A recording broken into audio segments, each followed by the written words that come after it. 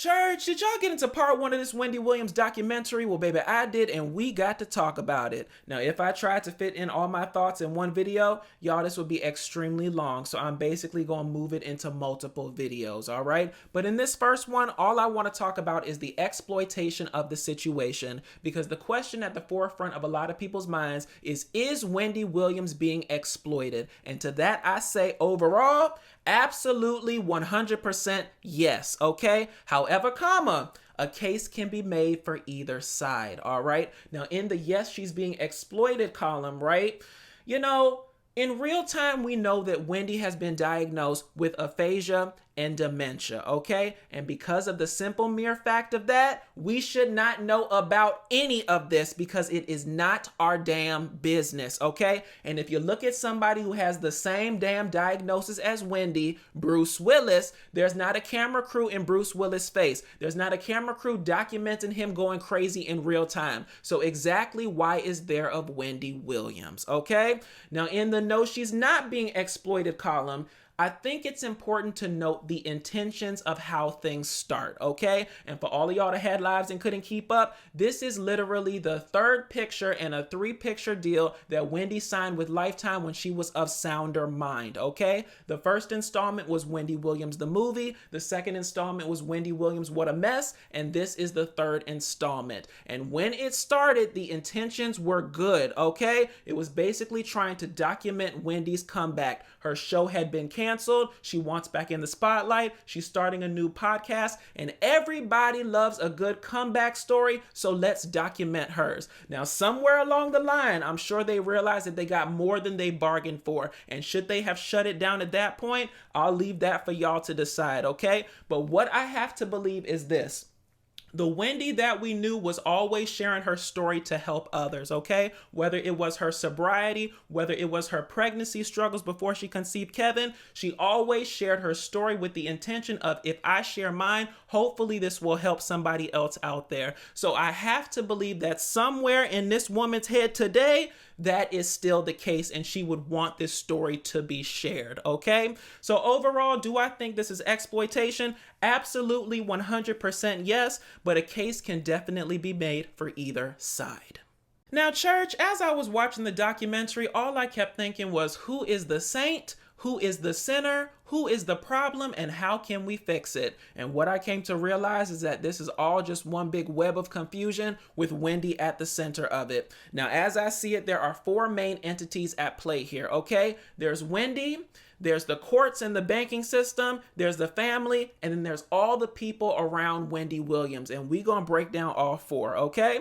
Now, in terms of Wendy, y'all, we already know that she has dementia and aphasia in addition to all her different health challenges, okay? But I think we can kind of break down her struggles into 2 main camps. There's the health struggles, and then there's the alcoholism. And to me, the alcoholism is literally exacerbating the health struggles, okay? And the thing about it is this: if you have dementia, you're already going to be quick to anger, quick to erratic behavior, quick to crying, quick to overt sexual behavior. But to me, the alcohol is literally amplifying everything else. Now, if you solve the alcoholism, clearly you're not going to solve the dementia, right? But at least if you solve the alcoholism, you can attack all of the health challenges without the added complication that the alcoholism brings. In terms of the courts and the bank, they say that Wendy's money was locked up because she was the victim of undue influence and financial exploitation. So the natural thought then is, who was unduly influencing Wendy Williams and who was financially exploiting her, right? Now, the doc says that the court records are sealed, so we'll probably never know for sure, but it kind of alludes that Kevin Jr. was the precipice of the actions that were taken by the court and the bank, okay? Now, for all of y'all that had lives and couldn't keep up, Kevin spent up about $100,000 on his mother's American Express card, okay? But he says that he had every right to do so because he never spent any money that Wendy did not authorize him to spend, okay? Now, my question to y'all is this: what's $100,000 to a millionaire, okay? Wendy lived a very lavish life and she spent just as lavishly, and her son was the beneficiary of that. Now, when you actually incorporate that very year, she had spent $120,000 on his birthday party, $80,000 on, his rent, and untold thousands on his Uber Eats bill, what's $100,000 to a millionaire? If the internet is to be believed in any way, stretch, or form, Wendy is worth north of $20 million. So we're literally talking about 0.0005 of this lady's net worth being used as the precipice to lock her money up. So is it that the $100,000 was spent? Is it that the $100,000 was spent in a short amount of time in conjunction with other charges? Or is it something else completely different that we won't know because the record is sealed? Now, I'm a firm believer that when something doesn't make sense, it's probably because you're missing details. And I think in this case, we are definitely missing details.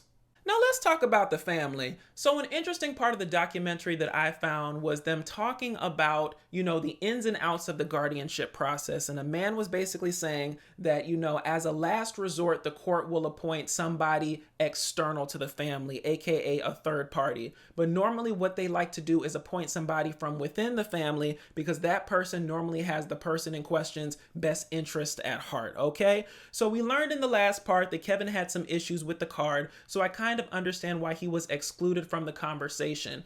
But my question is, if there was no infighting between the family members, right? Because the individual said if there's infighting in the family, the court will automatically appoint the third party. So if there was no infighting between the father, between the brother, between the sister, then exactly why weren't they given, first right of refusal to basically serve as Wendy's guardian? Because it seems like from the outside looking in, and I don't, know this as fact, but this is what the optics are giving, that they use Kevin's issues with the card as an impetus to lock the family out of the conversation, appoint the third party, and basically remove them from all decision-making abilities as it relates to Wendy. And let's talk about Kevin Jr. for a second. Let's just go back for a second. Because I always say nobody is 100% good, nobody is 100% bad, all right? And even though he had the issues with the card, it seems like to me that he has Wendy's best interests at heart, okay? He has a zero tolerance policy as it relates to alcohol, a zero tolerance policy as it relates to substances. So Wendy has seemed to kind of remove herself from Kevin Jr. because Kevin represents sobriety. Kevin represents no alcohol. Kevin represents not getting what I want, okay? And lest we ever forget, all right? When that lady was passed out in her apartment with her eyes rolling into the back of her head, okay, it was Kevin Jr. and DJ Booth that were responsible for getting her the care she needed to be in front of us today, okay? So look, nobody is 100% good, nobody is 100% bad. So even if he had, some issues with the card, I don't think that should have basically negated the family from the conversation entirely.